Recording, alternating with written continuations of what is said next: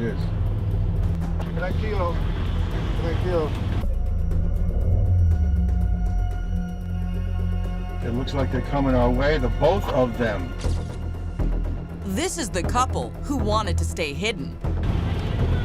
And this is the video they don't want you to see. I'm calling the police! Crime Watch Daily hunted these two down in their tropical hideaway, and they aren't happy to see us. Get away from us! I'm telling you right now!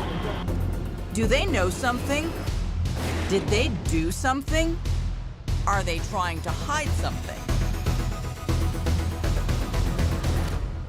It's like they just erased Doris. Get away from us! It starts in Fort Valley, Georgia. Stately mansions, tobacco, and cotton fields. 5.3 square miles of Southern charm. Lots and lots of peach trees because Fort Valley is in Peach County. Very conservative community, very Southern. And you couldn't find a better example of Southern hospitality than Doris. At Westfield School in nearby Perry, she was the cheerleader that everybody loved. But no one adored Doris more than her older sister, Leanne. I was the brunette, she was the blonde. We were together, you know, no one could tear the bond between the two of us. Infectious smile, dedicated student, and talented too.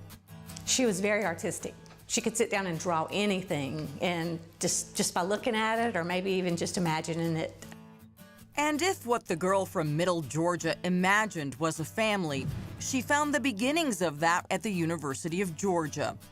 There, during a winter storm, Doris would meet a young aspiring golf pro named Jon Worrell.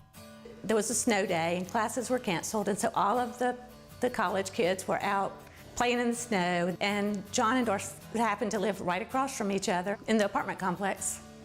But Doris's family finds her new boyfriend a little odd. He was just sort of standoffish.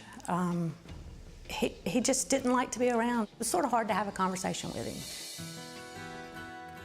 Right out of college, Doris takes the name Worrell, and the couple puts down roots. 100 miles from Fort Valley in Jon's hometown of Douglas, Georgia.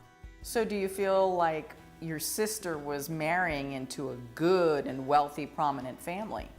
I did. I really did. They all go to church. They all go to the country club after church and eat a big Sunday lunch together. And they were a very tight-knit family. Robert Preston, the editor of the local newspaper, grew up with the Worrell family and took an instant liking to Jon's sweet new bride. Doris had the heart, and that was one thing about her. She was such a kind, caring person who was willing to give what she had to help other people. Doris gets a job as a school teacher, and the family grows, first by 2 girls, then a little boy. But the expanding brood squeezes out Jon's dreams of pro golf. They decided that he didn't need to be on the road all the time. He needed to do something else, and so he did. That something else was a family amusement center he'd call Jon's Sport Park. A go-kart track, an arcade, even a little kid's ball pit and obstacle course called Tube Town. The Worrells seemed to have it all, 3 beautiful kids and a thriving business in a tight-knit community focused on church and family. When you looked at them, looked at the family, 2 girls, a little boy, you know, very influential, very wealthy family. And that family was about to unexpectedly grow. At church services one Sunday, they meet a young girl in need, a pretty, shy 15-year-old named Paula Yarborough. An immigrant without papers from Venezuela, she'd been abandoned by her guardian aunt and found herself on the church's doorstep and homeless. That's something a good Christian like Doris couldn't allow. My sister had a heart of gold, and she let Paula come over and stay. She said, come stay, you can sleep on our sofa. And Paula did. And at some point it transitioned from her staying on the sofa for a few nights to actually living with them.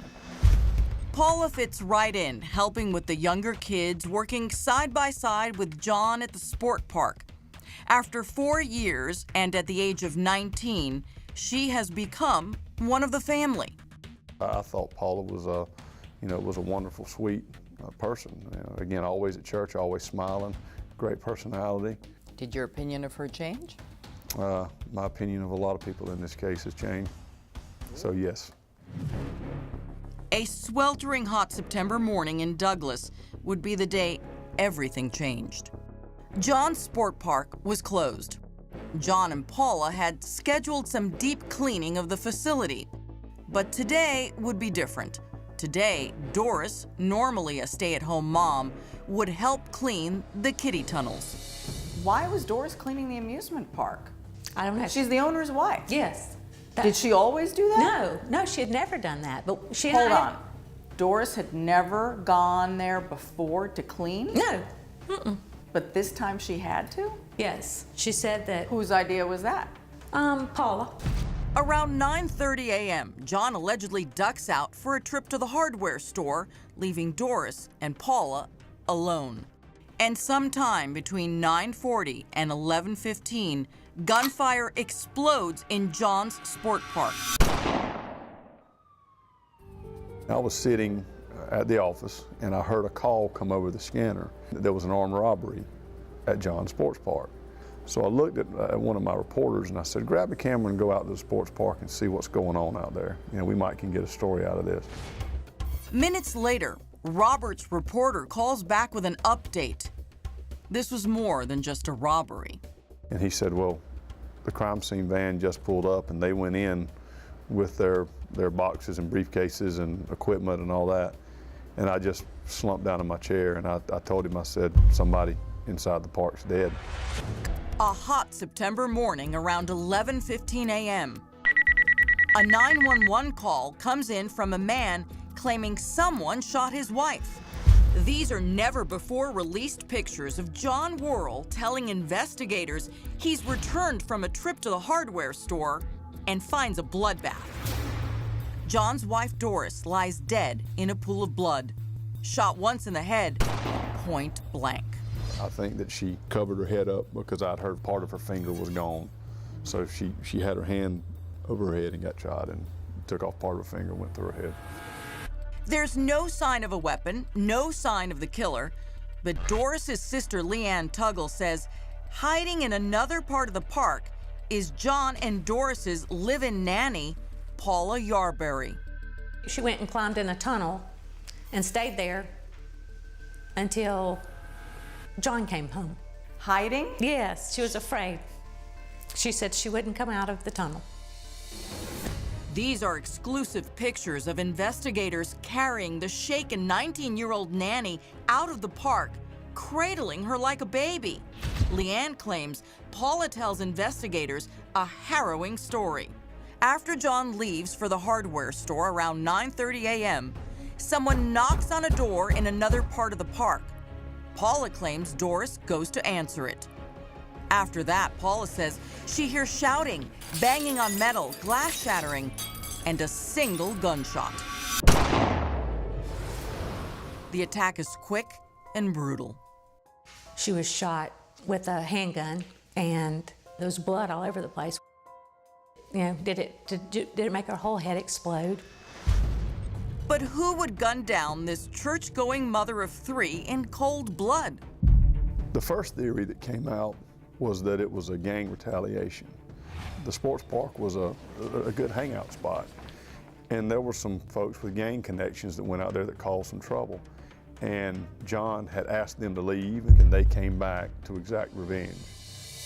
But that theory doesn't pass the smell test for Leanne. Long before that day of horror, she knew there was trouble in the Worrell marriage, lots of it. My sister did realize that he was having affairs with younger girls. Your sister knew that he was having affairs with younger women? Yes. What was her reaction to the affair? She was a bit stunned, and she said Jon slept on the sofa for a while, and I think maybe they worked things out. But not for long. There are allegations that Jon may have had at least 3 affairs before Doris was murdered. Yes. Anyone we know? There are allegations that Jon had an inappropriate relationship with Paula. the nanny. Over the course of 4 years, Paula, the young, pretty teen, becomes a woman before Jon's eyes. Someone close to the family advised them not to allow her to live in the house, that would cause problems. Soon, Leanne claims Jon and Paula are spending long days and nights working at the sports park. Was Paula having an affair with Jon? Yeah, I would call it an affair. You could tell by the looks in their eyes. Leanne says everybody starts noticing those looks, especially her sister Doris. By this time, Doris has had it. She's had it. She wants to leave. One of her friends suggested that she pack her bags and she leave and she'd go home to Mama's house. And she said, no, if I go, then they will have won. She also said, you don't know what they'll do to me.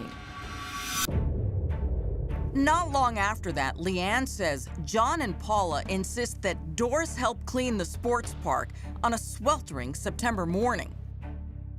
As police deepen their investigation, Leanne notices what she calls odd behavior from Paula. I was interviewed by several agents who asked me lots of questions. It was at the GBI office. When we got back to the Worrell residence, Paula was the first one to meet me at the car. And she was very antsy. And she said, what'd they say, what'd they say, what'd they say? And I thought that was a bit odd that she was just jumping all over me like this. Leanne's not the only one who's looking for answers closer to home. Jon was originally cooperative at the beginning of the investigation, but as further investigative requests were made, he requested an attorney, and therefore we could not have any further contact with him. I used to beg Jon to go to the GBI with me, and he wouldn't go. He said they were crooked and to stay away from them. He said if we kept talking to the GBI, that something would happen to his children. And not just his children with Doris. Leanne claims Jon was also very concerned with protecting someone else. Paula, she was an illegal alien. The paperwork from when she came into the country at age 5 was never completed. And she had overstayed her welcome in the U.S. So Paula gets arrested because she does not have legal status. Was that a rather public arrest? It was. She was at a very nice restaurant here in town. She was picked up during lunch, arrested, placed in a van, and taken off just that fast. Facing lockup and deportation, the 19-year-old finally decides to speak. And Paula drops a bombshell about Doris's murder. Paula made statements that led agents to believe that she had more information about the death than she was willing to give the agents at the time of her deportation. Statements that could blow this murder case wide open. I was standing up when I read the documents and I had to sit down. That was when it really hit home for me. Family and friends are saying Doris's husband Jon and Paula, the immigrant teen who lived with them and became their nanny, had something to do with it. I do not think this was a random act of meanness at all. They were going to replace Doris in the family. The Georgia Bureau of Investigation won't say whether they agree and have not named Jon and Paula as suspects in the murder.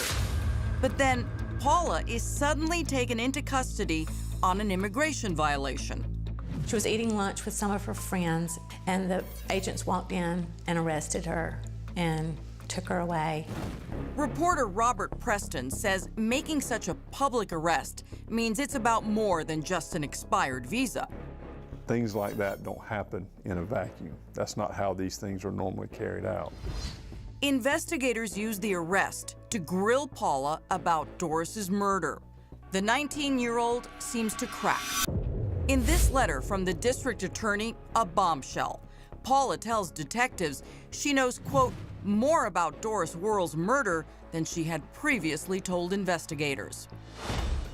When they try to nail her down on specifics, she suddenly clams up. Did Jon try and help her with her legal defense? Yes. The Worrell family tried to get her a bond. But her bail is roadblocked by the district attorney of Coffee County. He doesn't want her released, and for good reason. In a letter to immigration opposing her bond, the DA claims Paula is withholding crucial information in a murder investigation. And more than that, the DA writes this shocker: Jon Worrell is the main suspect in the murder of his wife. I was standing up when I read the documents and I had to sit down. That was the first evidence that I had seen that law enforcement had looked at both Jon and Paula. Reporter Robert Preston believes at this point it just can't be proven. They don't have any smoking gun, literally or figuratively, to bring the case to a conclusion. And the 19-year-old's defense team argues without a smoking gun, they can't keep Paula locked up, but authorities do run her out of town. Paula was deported, and I believe Paula went back to Venezuela. She ended up in Costa Rica. I felt total relief that she would be gone. I felt like if she got to a point where she was not in control and she was not able to manipulate, and somebody would slip up and say something that would incriminate whomever was responsible. And Doris's sister believes the harsh glare of suspicion became too much for Jon to handle. He said that half the people in Douglas looked at him with pity. Sure. And the other half looked at him with suspicion. And he said that the kids weren't able to live a normal life. Jon packed the children up and moved down to Fernandina Beach, Florida. The family had property down there. While Jon cools his heels on the Florida shores, things heat up in Douglas. 2 arrests for Doris's murder sent shockwaves through Jon's hometown. Glidden Rodriguez and Brandon Cage were arrested on conspiracy to commit murder charges. Glidden had actually worked for Jon and Doris for many years, and Doris had invited Glidden to her home and had shared holidays with him and meals. I kept thinking, how could this person that Doris was so kind to do this? The implications are as provocative as the arrests. The charge, conspiracy to commit murder, means they had allegedly discussed plans for a murder, but not that they actually pulled the trigger. It begs the question, if planning Doris's murder, with whom? Investigators thought that they had information related to the murder, and of course by picking them up, they thought that might get them to speak, get them to talk a little bit, and they never said a word. After nearly 5 weeks in custody, authorities released Rodriguez and Cage. They felt like there was insufficient evidence to move forward with the case. They never were charged. They did not stay in jail. I really don't even know that they were even questioned any further. It grinds the investigation to a standstill. But several months later, Jon Worrell makes another move. Jon took the family dog, took him to the vet and had him euthanized. Then went and withdrew the children from school in the middle of the day and fled to Costa Rica. It's all there in black and white, spelled out in correspondence from the district attorney. Jon Worrell is the chief suspect in the murder of his wife, Paula Yarborough, a person of interest. No one's been officially charged with Doris's murder, but many, like reporter Robert Preston, harbor strong suspicions. We know for a fact there were 3 people in the park. One of those individuals is dead, and 2 of those people came out, and they're no longer in the country.